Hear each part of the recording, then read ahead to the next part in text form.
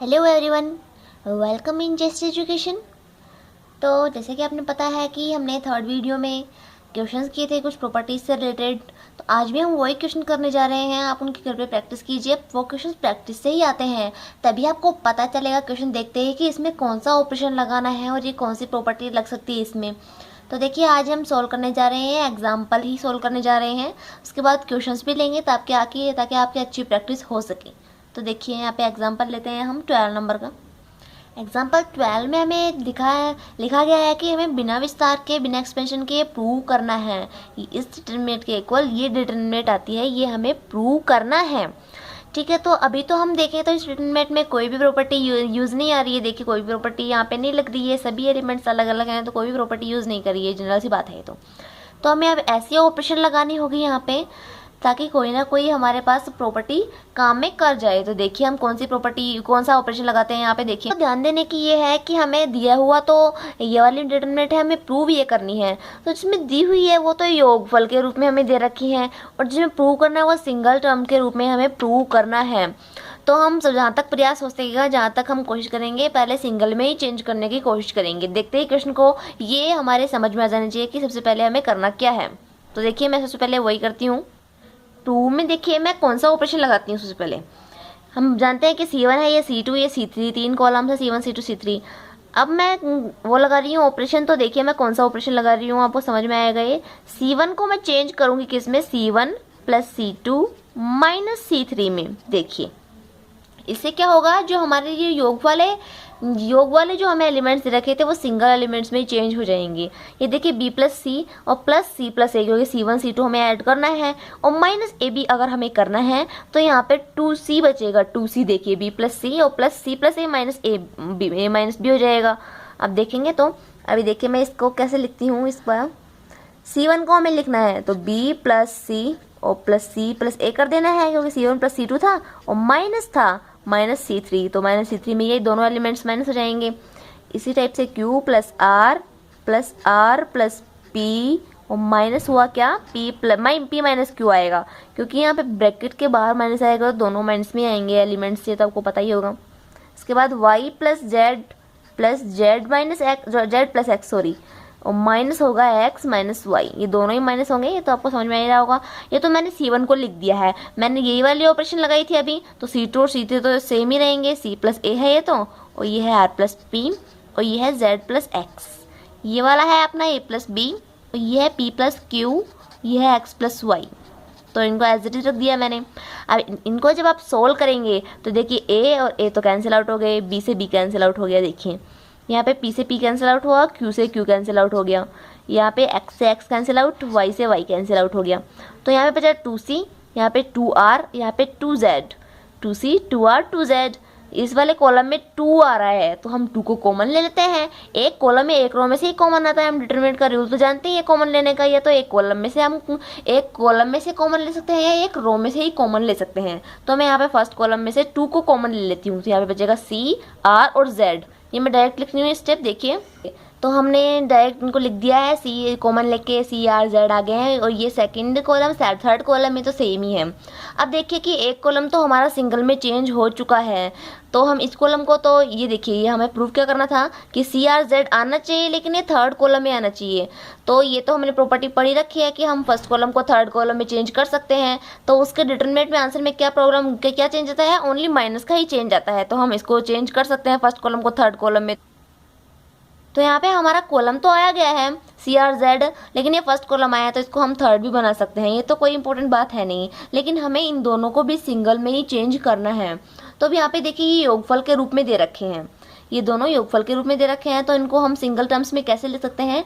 हमारी एक प्रॉपर्टी ये थी कि किसी भी डिटरमिनेंट के कोई भी, या तो कॉलम या किसी भी रो के जो एलिमेंट है योगफल के रूप में हो, तो उन्हें दो डिटरमिनेंट के योगफल के रूप में हम लिख सकते हैं। तो वो वाली प्रॉपर्टी हम यहाँ पे यूज़ करते हैं। ये देखिए, 2 तो यहाँ पे कॉमन है, तो 2 को तो हम बाहर ही रखते हैं, 2 को तो हम बाहर रखते हैं। यहाँ पे चाहे ब्रैकेट लगा लीजिए, देखिए ब्रैकेट लगा लेती हूँ मैं यहाँ पे ब्रैकेट, ठीक है। तो ये देखिए C R और Z, अब देखिए तो 2 कॉलम में योगफल के रूप में दे रखे हैं हमें एलिमेंट्स, तो हम कौन से वाले को पहले लेंगे, यहाँ पे ये बात ध्यान देने की है। ये देखिए CRZ तो दे रखा है, तो मैं इस वाली कॉलम को अगर योगफल के रूप में लिखूं तो ये CRZ आ गया यहाँ पे, तो और दूसरे कॉलम में क्या आएगा, CRZ ही आएगा, third column as it is रहेगा, और प्लस में CRZ और यहाँ पे APQ आएगा, third column as it is रहेगा। तो जो मैंने CRZ यहाँ पे लिखूंगी, यहाँ पे भी CRZ, यहाँ पे भी CRZ, तो 2 कॉलम या 2 रोज सेम होने पर उसका आंसर क्या आता है, 0 आता है। इसीलिए मैंने ये वाली ट्रिक यूज में ली है। देखिए CRZ, इसको मैं ऐसे लिख सकती हूँ, और ये third column as it is A + B P + Q, यहाँ पे आया X + Y। ये तो आपको समझ में आ ही रहा होगा। दो डिटरमिनेंट्स के योगफल के रूप में लिखती हूँ मैं इसको, और यहाँ पे CRZ, यहाँ पे मैं लिख सकती हूँ A P और X आया, और यहाँ पे A + B आया, यहाँ पे P + Q, और यहाँ पे आया X + Y। ये देखिए समझ में आ रहा होगा आपको। और 2 बाहर कॉमन ही है, ये ब्रैकेट से बाहर ही है। ये देखिए इन दोनों को इन दोनों योगफल के रूप में था ये वाला सेकंड कॉलम, तो इनको मैंने ऐसे लिखा है। ये तो आपको समझ में आ ही रहा होगा। फर्स्ट और थर्ड कॉलम तो सेम ही है, और सेकंड कॉलम को मैंने एक बार तो ये वाला लिख दिया, एक बार ये वाला लिख दिया। अब आप इस वाले डिटरमिनेंट की तरफ देखिए। इस डिटरमिनेंट में फर्स्ट कॉलम के एलिमेंट्स और सेकंड कॉलम के एलिमेंट्स बिल्कुल सेम हैं, तो इस डिटरमिनेंट का आंसर क्या आएगा, 0। और 0 में कोई डिटरमिनेंट ऐड होती है तो वही डिटरमिनेंट हमारा आंसर आती है। तो मतलब ये वाला डिटरमिनेंट तो हमारे पास खत्म ही हो गई है। तो 2, और यहाँ पे ये वाली डिटरमिनेंट आ गई है CRZ APX, और यहाँ पे आया A + B P + Q, और यहाँ पे आया X + Y। ये तो आपको समझ में आ ही रहा होगा। अब दोबारा देखिए, दोबारा हम योगफल के रूप में दे रखा है, तो दोबारा हम योगफल वाला जो हमारा प्रॉपर्टी थी वो यूज़ करते हैं। ये देखिए 2 को तो फिर से बाहर ले लेते हैं हम, ये ब्रैकेट लगाया मैंने, और यहाँ पे आया CRZ, ये आया APX। एक बार तो हम APX ही काम में लेंगे। अब यहाँ पे आप देख रहे होंगे दोनों कॉलम वापस से सेम आ गए हैं, तो इस वाले डिटरमिनेंट का आंसर तो हमारा 0 ही आने वाला है। और CRZ, ये APX एज इट इज़ है, और PQ, और यहाँ पे Y आएगा। ये देखिए, और ये ब्रैकेट लगा देते हैं हम। अब देखिए आप यहाँ पे देखेंगे तो इस वाले डिटरमिनेंट का आंसर 0 आएगा, क्योंकि यहाँ पे ये वाला कॉलम और ये वाले कॉलम के एलिमेंट्स बिल्कुल सेम हैं, तो इसका आंसर तो 0 आएगा। 0 में ये वाले डिटरमिनेंट ऐड होगी तो इसका आंसर यही बचेगा। 0 में कुछ भी ऐड होता है तो ये तो बचता है 2, तो इसका आंसर बचा CR और Z APX BQ और Y। ये देखिए हमारा आंसर ये आ गया है। लेकिन हमें प्रूव भी क्या यही करना है क्या? प्रूव में हमें देखिए पहले ये A वाला कॉलम आना चाहिए, हमारे सेकंड नंबर पे आ रहा है, और B वाला जो कॉलम है वो सेकंड नंबर पे आना चाहिए, और C वाला थर्ड नंबर पे आना चाहिए। लेकिन हमारे यहाँ पे क्रम थोड़े सही नहीं है, तो हमें क्रम को भी अरेंज में दिखाना है। तो देखिए मैं क्या करती हूँ इसके लिए कि मैंने आपको एक प्रॉपर्टी बताई थी कि 2 रो है 2 कॉलम के, हम जब एलिमेंट्स को चेंज करते हैं, मानिए फर्स्ट रो की जगह हम हम इन दोनों कॉलम्स को आपस में इंटरचेंज करते हैं, तो डिटरमिनेंट का जो आंसर आता है उसमें माइनस का ही डिफरेंस आता है हमारा। तो मैं पहले क्या करती हूँ, पहले मैं सेकंड और थर्ड कॉलम को आपस में इंटरचेंज कर लेती हूँ। ये देखिए मैंने क्या किया, यहाँ पे 2 यहाँ पे एज इट इज़ है, R और ये Z ऐसे कैसे, तो मैं अब सेकंड कॉलम को पहले लिख लेती हूँ, BQY है, तो यहाँ पे लिख लिया मैंने A P और X। तो ऐसा करने से होता क्या था कि डिटरमिनेंट का जो आंसर आता था उसमें माइनस का प्रॉब्लम आता था, तो मैं माइनस यहाँ पे बाहर लगा लेती हूँ, क्योंकि डिटरमिनेंट का आंसर में माइनस का ही तो चेंज आता था हमारे। अगर हम कोई भी 2 रो को है 2 कॉलम्स को आपस में चेंज करते थे, तो मैंने यहाँ पे 2 कॉलम्स चेंज किए, तो माइनस का मैंने अंतर लगा लिया, बाहर माइनस का डिफरेंस था तो माइनस मैंने बाहर लगा लिया है। ठीक है, तो अभी भी हमारा सेम आ गया क्या? अभी भी हमारा सेम नहीं आया है। ये B वाला टर्म तो बीच में आ गया है, लेकिन C वाला थर्ड में आता है और A वाला फर्स्ट में आता है। तो अब हमें इन दोनों को और चेंज करना है, इन दोनों को और चेंज करेंगे, इन दोनों को और चेंज करेंगे तो एक और माइनस से बाहर आ जाएगा। देखिए क्योंकि 2 कॉलम को दोबारा हम चेंज करते हैं तो दोबारा माइनस बाहर आ जाएगा। APX BQY को तो एज इट इज रखेंगे, CR और Z ये as it is, CRZ as it is आगे देखिए, और माइनस माइनस का Q क्या हुआ, प्लस का 2, और ये हमारा डिटरमिनेंट जो हमें आंसर में प्रूव करना था यही आ गया है। देखिए 2 और यही प्रूव करना था हमें, यही ऑर्डर है हमारा। तो ऑर्डर को तो हम ला सकते हैं कैसे भी, कैसे करके माइनस प्लस कैसे भी ला सकते हैं, लेकिन हमें प्रॉपर्टी कैसे लगानी है, कौन सी हमारे ऑपरेशन लगानी है, ये आपको अब क्लियर हो गया होगा। अब नेक्स्ट क्वेश्चन में चलते हैं। 14 में हमें ये डिटरमिनेंट दी गई है, इसकी वैल्यू हमें निकालनी है, तो वही प्रॉपर्टी यूज़ करनी है हमें। तो तो आप देखिए प्रॉपर्टी इसमें लग रही है क्या शुरू में इसमें कोई भी प्रॉपर्टी यूज में नहीं आ रही है। देखिए जैसे कि आपने सभी क्वेश्चन किए थे उनमें भी कोई प्रॉपर्टी काम में नहीं आ रही थी, तो हमें वही क्या करना है, इसमें भी ऑपरेशन लगा के देखना है। कोई भी ऑपरेशन लगाएंगे हम, कोई भी संक्रिया लगाएंगे और इसको प्रॉपर्टीज़ में लाने की कोशिश करेंगे हम। ठीक है, तो देखिए सबसे पहले मैं बताऊँ आपको, तो इसमें मैं कॉमन ले सकती हूँ, पहली वाली रो में मैं कॉमन ले सकती हूँ 1/a। 1/a मैं कॉमन लूँगी, तो आप बोलेंगे 1/a तो इसी में कॉमन आ रहा है, इनमें तो कॉमन आ ही नहीं रहा, तो मैं 1/a इसमें कॉमन लेती हूँ जब, तो ये तो 1 हो गया यहाँ पे, तो यहाँ पे 1/a का कॉमन लेने का मतलब है कि a² में मैं 1/a का भाग दूंगी, तो भाग दूंगी तो a है वो मल्टीप्लाई में चला जाएगा, तो ये तो बन गया a³, और इसमें भी 1/a का भाग दूंगी, इसका मतलब ये बन गया ABC। तो और दूसरे वाले रो में मैं कॉमन लूँगी 1/b, तो ये बन गया b³ और ये बन गया ABC वही। और इसमें मैं 1/c कॉमन लूँगी तो यहाँ पे बन गया 1, ये बन गया c³, ये बन गया ABC। तो इस टाइप से यहाँ पे 1 1 बनाया, फिर ABC तीनों ये बन गए हैं, तो मैं ABC भी कॉमन ले लूँगी, फिर दो हमारे जो कॉलम है वो सेम आ गए, तो इस मैट्रिक्स का आंसर क्या हो जाएगा, 0 हो जाएगा। तो देखिए मैं डायरेक्ट तीनों रोज में से कॉमन ले रही हूँ, ये आपको आसानी समझ में आ गया होगा। देखिए मैं तीनों रो में से एक साथ ही कॉमन ले रही हूँ, आप ये आसानी समझ लीजिए, मैंने आपको बता भी दिया है। 1/ABC, ये 1/a तो मैं फर्स्ट रो में से ले रही हूँ, 1/b मैं सेकंड रो में से, 1/c मैं थर्ड रो में से कॉमन ले रही हूँ। तो फर्स्ट रो में से कॉमन लेती हूँ तो यहाँ आ गया 1, ठीक है, तो यहाँ पे आया a³ इसलिए आया क्योंकि मैं a² में से 1/a कॉमन लेती हूँ, तो ये आता है ऐसा आता है, तो बिल्कुल मैं a³ किसी में से भी कॉमन लेते हैं इसका मतलब भाग ही तो देते हैं। और BC में से जब मैं कॉमन लूँगी तो BC/1/a, ये भी इक्वल्स में आया ABC, इसको भी ऐसे लिखेंगे हम। और सेम वही केस इनमें लगा के देखिएगा, ये भी आसानी से सॉल्व हो जाएंगे। तो यहाँ पे मैं लिख सकती हूँ ABC, ठीक है, यहाँ पे मैं 1/b कॉमन लेती हूँ तो यहाँ पे b³ आया, यहाँ पे वापस ABC आया, यहाँ पे 1, यहाँ पे c³ आया, यहाँ पे वापस ABC ही आया हमारा। ठीक है, अब देखिए ABC है जो थर्ड कॉलम में से भी हमारा कॉमन आ रहा है, कॉमन हम लेंगे वो एक कॉलम में एक रो में से ही कॉमन लेते हैं, तो ABC मैंने तो कॉमन का लिख लिया है थर्ड रो का, और 1/ABC पहले से बाहर था हमारा, तो ये 1 1 1 बच गया, ये आ गया a³ b³ c³ आया ये 1 1 1। अब देखिए दो कॉलम की जो एलिमेंट जब समान होते हैं तो उस मैट्रिक्स का जो आंसर आता है वो क्या आता है, 0 0 × 1 हो गए, तो 0 × 1 0 ही आएगा, तो इस मैट्रिक्स का आंसर हमने डायरेक्ट ही लिख दिया है, 0 आएगा। देखिए कितना आसान सवाल हो गया है ये। इसके बाद हम नेक्स्ट क्वेश्चन करते हैं।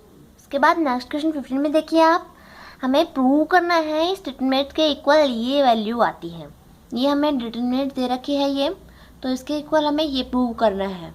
तो सबसे पहले बात वही, तो इसमें तो कोई प्रॉपर्टी लग नहीं रही है इसकी स्टार्टिंग में, तो हमें इसमें ऑपरेशंस लगा के संक्रिया लगा के हमें इसमें प्रॉपर्टीज़ लगाने की कोशिश करनी है सबसे पहले वही। तो अब देखिए यहाँ पे a+b+c का क्यूब हमें लेके आना है कॉमन बाहर, तभी इसका सोल्यूशन हो पाएगा।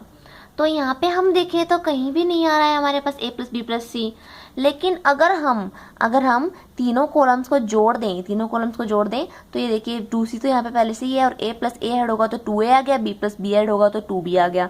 तो पहला कॉलम में क्या आ गया, 2a + 2b + 2c, तो 2 कॉमन ले लेंगे हम बाहर। ऐसे ही इसको भी जोड़ेंगे तो 2 कॉमन लेके a+b+c आ रहा है, इन तीनों को जोड़ने पर भी ये बाहर आ रहा है, तो a+b+c एक तो बाहर आ गया और 2 भी बाहर आ गया हमारा। बचे 2 स्क्वायर, वो भी देखते हैं कैसे लेते हैं, लेकिन जहाँ तक हमें सॉल्यूशन दिख रहा है यहाँ पे वो तो हम लिखते हैं पहले, उसके बाद आगे भी राह मिलेगी हमें। ये वाली ऑपरेशन मैंने यूज़ की है इस क्वेश्चन में, C1 को हम चेंज कर रहे हैं C1 + C2 + C3 में, ताकि हमें a+b+c मिल जाए। तो देखिए चेंज करने पर हमें क्या मिला, हमें मिला ये 2a + b + c, और यहाँ पे भी 2a + b + c हो गया, यहाँ पे भी 2a + b + c हुआ। और सेकंड और थर्ड कॉलम में तो हमने कुछ चेंज किया ही नहीं है, तो वो तो एज इट इज़ जो वैल्यूज़ हैं उनको ऐसे कैसे रखेंगे हम। ये a आ गया, ये b है, यहाँ पे b, यहाँ पे c + a + 2b, ये वैल्यूज़ तो हम एज इट इज़ रखेंगे। देखिए अब फर्स्ट कॉलम में से हमारे 2a + b + c ये कॉमन आ रहे हैं दोनों ये, तो उनको हम कॉमन ले लेते हैं यहाँ पे, तो 2 आया एक, तो ये a + b + c कॉमन आया हमारा, तो इसको हम लिख सकते हैं 1 1 और 1, यहाँ पे आया a, यहाँ पे आया b + c + 2a, और यहाँ पे a कॉमन आया, यहाँ पे b आ गया हमारा b, यहाँ पे c + a + 2b आ गया है। देखिए अब देखिए आप कोई प्रॉपर्टी लग रही है कि यहाँ पे, अभी भी कोई प्रॉपर्टी लगती है मुझे नहीं दिख रही है। देखिए अभी भी हमें कुछ भी नहीं नज़र आ रहा है, लेकिन हम अब अगर हमें लास्ट में हमें दिखे कि कोई प्रॉपर्टी लग ही नहीं सकती है इसमें, तो हमें अपना जो कैलकुलेशन उसको छोटा बना के और उसको सोल्व कर देना है मैट्रिक्स को। तो हम सोल्व वैसे तो यहाँ पे भी कर सकते हैं, फर्स्ट कॉलम को लेके यहाँ पे 1 1 ही है, लेकिन अगर 1 को भी हम 0 0 में चेंज कर दें, ये देखिए मैं इस 1 को भी चेंज कर सकती हूँ 0 में। कैसे? R2 में से मैं R3 रो को घटाऊंगी तो 0 हो जाएगा, ये भी R1 में से R2 को घटाऊंगी तो 0 हो जाएंगे। कम से कम 2 1 तो 0 बन ही सकते हैं, केवल एक ही 1 की वैल्यू निकालनी पड़ेगी। तो देखिए मैं 2 ऑपरेशन साथ में काम में लेके आ रही हूँ, ये आप देखिए अच्छी तरीके से। ये देखिए मैं एक तो चेंज कर रही हूँ R2 को मतलब सेकंड रो को R2 माइनस मैं लिखने वाली हूँ R1 माइनस R1 इसलिए लिखने वाली हूँ कि 1 माइनस 1 0 होगा, B plus C plus 2A minus A होगा तो B plus C plus A ही बचेगा, और B माइनस बी कितना हो गया? 0 हो गया हमारा। तो इसको हम सोल्व करेंगे। मैं ये वाला ऑपरेशन एक ही ऑपरेशन काम में ले रही हूँ, फिर इससे भी हमारा काम हो जाएगा। देखिए अब पता चल गया हमें, क्योंकि 1 माइनस 1 0 हो गया और B माइनस बी भी 0, तो एक रो के 2 एलिमेंट 0 आ गए, तो उसको सोल्व कर देंगे हम यहाँ पे। तो मैं यही ऑपरेशन काम में ले रही हूँ, 2 ऑपरेशन काम में लेने की हमें कोई भी जरूरत नहीं है।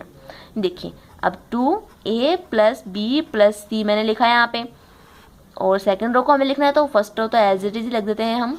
सेकंड रो को कैसे लिखना है? R2 माइनस R1, तो यहाँ पे 0 आया, यहाँ पे आया A plus b plus c आ गया, यहाँ पे भी 0 आ गया। और third row as it is 1A और ये बच गया C प्लस A और प्लस बच गया 2B, ये हमारे पास बच गया एज इट इज।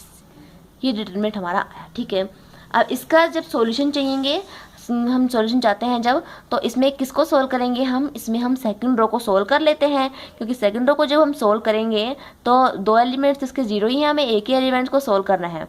ठीक है, अब साइन देखते हैं इसमें, साइन मतलब चिन्ह देखते हैं। तो ये तो प्लस आता है, ये माइनस आता है, तो ये वाला साइन कौन सा आएगा? ये प्लस का आएगा। तो हमें ये भी पता चल गया। तो 2A प्लस बी प्लस सी तो एज इट इज है। अब इसको सोल्व करते हैं, तो A प्लस बी प्लस सी को तो मल्टीप्लाई में ले लेते हैं, और उसके बाद हम देखते हैं इसके रो कॉलम को हटा देंगे। ये वाला कॉलम हट गया, ये वाली रो हट गई, इसको मल्टीप्लाई करेंगे 1 से, ब्रैकेट में ये हो गया multiply A plus C plus 2B, minus में आएगा 1 इंटू बी, माइनस का B ये हो गया। अब देखिए 1 प्लस सी प्लस 2B दिख रहा है आपको, 1 प्लस सी प्लस 2B माइनस B, तो ये A plus b plus c ही हुआ, और यहाँ पे स्क्वायर पहले से हो चुका है और A प्लस बी प्लस सी यहाँ आ गया है हमारा। तो यहाँ पे आंसर आया 2A प्लस बी प्लस सी का होल क्यूब हमारा आंसर आया है। यही हमें RHS में प्रूव करना था, ऐसे देखिए कितने आसानी से मैंने क्वेश्चन सोल्व कर लिया है। इसके बाद नेक्स्ट क्वेश्चन में चलते हैं। 13 में एग्जांपल 13 में हमें दे रखा है कि यदि x, y, z ये तीनों जो वेरिएबल्स दे रखे हैं ये सभी अलग अलग हों तो हमें डिटरमिनेंट दे रखी है, डिटरमिनेंट से दे रखी है, इसकी वैल्यू हमें 0 के इक्वल दे रखी है। ये तीनों चीज़ें, ये x, y, z भिन्न भिन्न है, अलग अलग है, ये भी हमें दे रखा है, और डिटरमिनेंट की जो वैल्यू निकालेंगे हम वो भी 0 हमें दे रखा है, एग्जाम्पल क्वेश्चन में दे रखा है हमें। तो हमें प्रूव क्या करना है कि x, y, z का जो मल्टीप्लिकेशन है वो इक्वल आता है, -1 के इक्वल आता है, ये हमें प्रूव करना है। ठीक है, तो वही हम यहाँ पे देखेंगे कि इसको सोल्व कैसे करते हैं। तो x, y, z यहाँ पे दे रखा है 0, तो मैंने आपको पहले ही बताया था जहाँ पे भी क्वेश्चन ऐसा है दिया हुआ हमें कुछ और प्रूव हमें कुछ करना हो तो हम सबसे पहले दिए हुए को ही लेकर चलते हैं। तो ये डिटरमिनेंट का आंसर हमें 0 दे रखा है, तो हम इसी को लेके चलते हैं। पहले हमें दिया हुआ है कि ये x, y, z, ये देखिए हमें दिया हुआ था, तो मैंने ऐसे कैसे लिख लिया। अब इसी को लेके आगे हमें सोल्व करना है। ठीक है, इसको हम सोल्व करने के लिए देखिए यहाँ पे हम देखें तो यहाँ पे 2 मैट्रिक्स हैं, वो यहाँ पे योगफल के रूप में लिखी हुई हैं। तो 2 मैट्रिक्स में जब योगफल के रूप, तो इसको हम 2 डिटरमिनेंट्स के योगफल के रूप में लिख सकते हैं। ये देखिए इसको हम ऐसे लिख सकते हैं, यहाँ पे तो x, y, z first column में तो योगफल के रूप में है ही नहीं, यहाँ पे x square, y square, z square second column में भी नहीं है, लेकिन यहाँ पे हम 1 1 1 लिखेंगे, फिर प्लस करेंगे।